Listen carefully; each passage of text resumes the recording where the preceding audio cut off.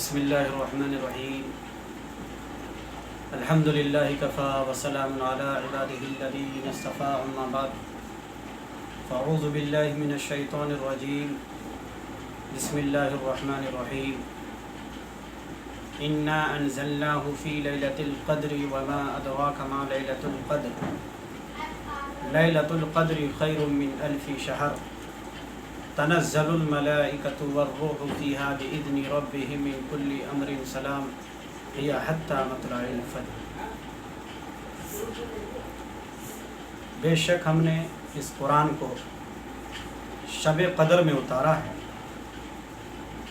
بے شک ہم نے اس قرآن کو شب قدر میں اتارا ہے، اور آپ کو خبر بھی ہے کہ شب قدر کیا چیز ہے۔ شب قدر 1000 مہینوں سے بہتر ہے۔ پروردگار کے حکم سے اس رات فرشتے اور روح القدس اترتے ہیں، ہر عمل خیر کے لیے سلامتی ہی سلامتی ہے، اور وہ طلوع فجر تک رہتی ہے۔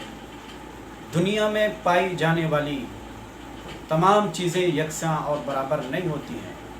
نظام خداوندی کا ایک انوکھا طرز ہے، اپنے مخلوقات میں کسی کا درجہ اور مرتبہ بڑھا کر قوم کی سعادت کے لیے منتخب فرماتے ہیں، تو کسی کو محکوم بنا کر اس کی اطاعت و فرما برداری پر مجبور کر دیتے ہیں، خواہ وہ حیوانات کے قبیل سے ہو یا جمادات میں سے ہو، آنکھوں سے دیکھی جانے والی ہو یا آنکھوں سے اوجھل ہو۔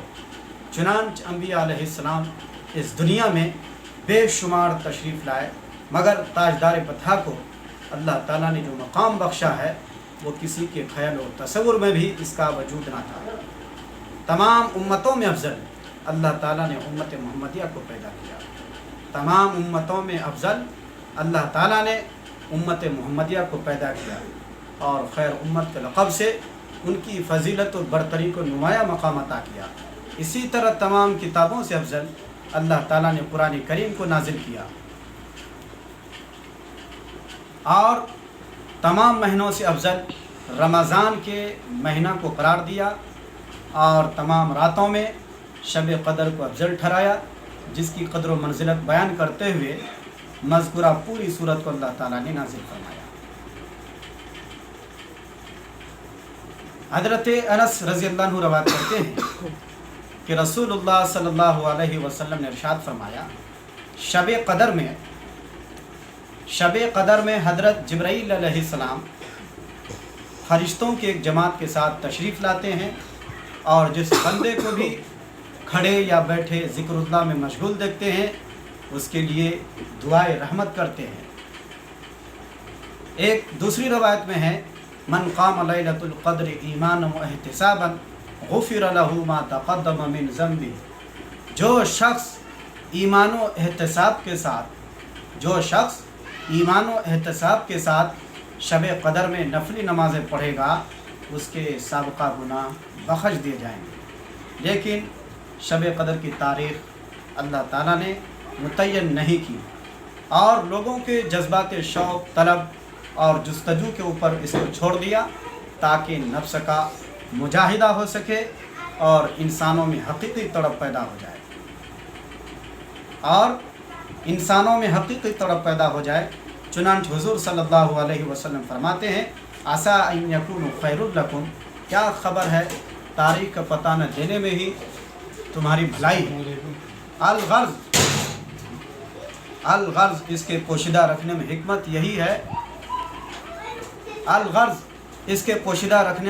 یہی ہے، اس کے شوقین پورے رمضان عبادتوں کا اہتمام کریں گے۔ حضرات، دنیا میں سب سے بڑا بد نصیب اور نادان وہی شخص ہے جو کمائی کا سیزن یوں ہی گوا دے اور ہاتھ پر ہاتھ رکھ کر بیٹھا رہے۔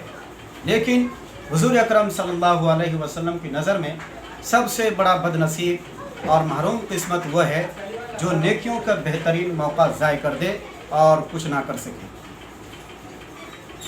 بھائیو، دنیا کمانے کے لیے لوگ رات بھر جاگتے ہیں، پوری رات کھڑے رہ کر کام کرتے رہتے ہیں، مشین کی طرح دن رات ایک کر دیتے ہیں۔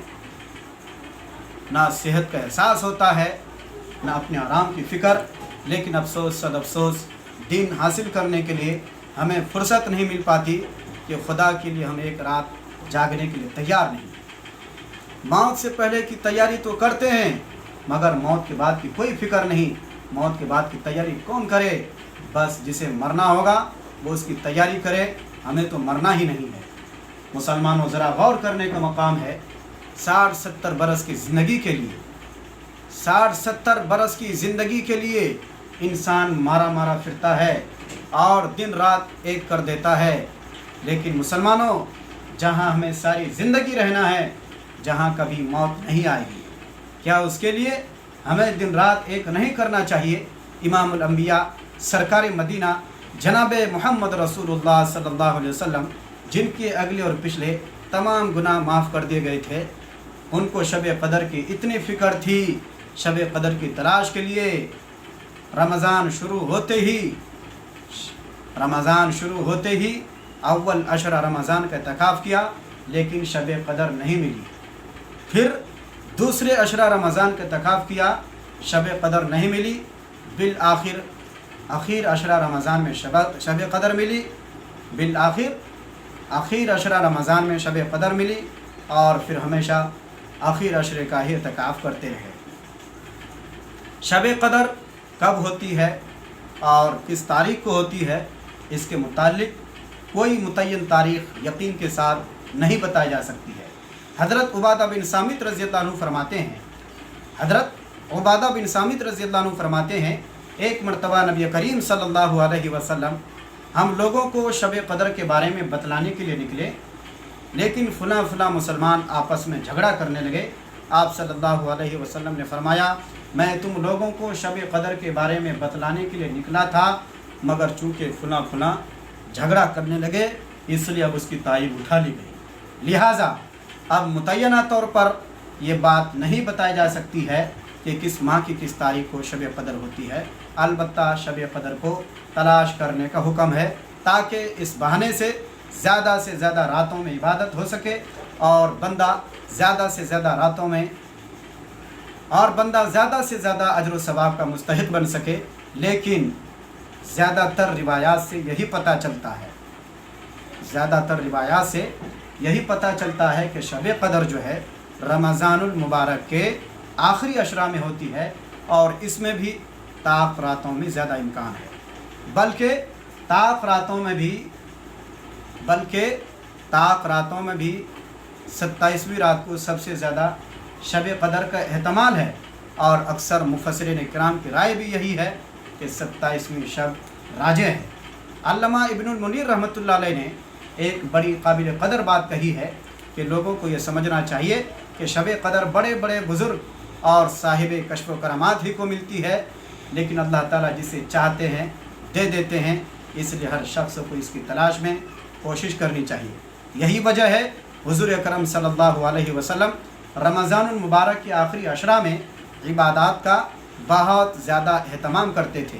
حضرت عائشہ رضی اللہ عنہ فرماتی ہے، کان رسول اللہ صلی اللہ علیہ وسلم یجتہد فی العشر الا وآخر ما لا یجتہد فی غیر، یعنی حضور پر نور صلی اللہ علیہ وسلم آخری عشرہ میں اس قدر جد و جہد کرتے کہ اتنی دوسرے عشرہ میں نہیں کرتے تھے۔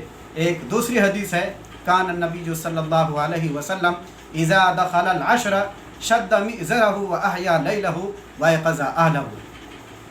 نبی کریم صلی اللہ علیہ وسلم آخری عشرہ میں عبادات کے لیے کمر بستہ ہو جاتے تھے، رات بھر جاگتے اور نمازوں میں مشغول رہتے، اور گھر والوں کو بھی جگاتے تاکہ وہ بھی زیادہ سے زیادہ عبادات میں شریک ہوں۔ حضرات، شب قدر کی کوئی متعین رات نہیں ہے، لیکن حدیثوں میں شب قدر کی کچھ نشانیاں بھی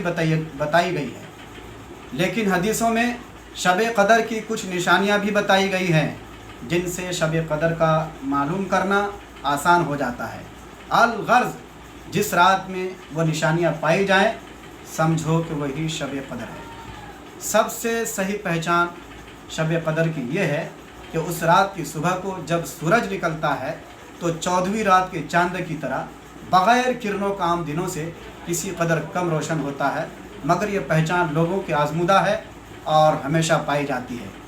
دوسری علامت یہ ہے کہ कि वो रात खुली हुई और रोशन होती है, और तीसरी अलामत ये है कि उस रात में आसमान के तारे टूट टूट कर इधर उधर नहीं जाते। और चौथी अलामत ये है, इमाम इब्न जरीर तिबरी रहमतुल्लाह अलैह ने बाज़ बुज़ुर्गों से नकल की है कि उस रात में हर चीज़ ज़मीन पर झुककर सजदा करती है और फिर अपनी असली हालत पर आ जाती है, लेकिन ये सब चीज़ हर एक को नज़र नहीं आती। लिहाजा अगर तलाश व जुस्तजू के बाद इन निशानियों को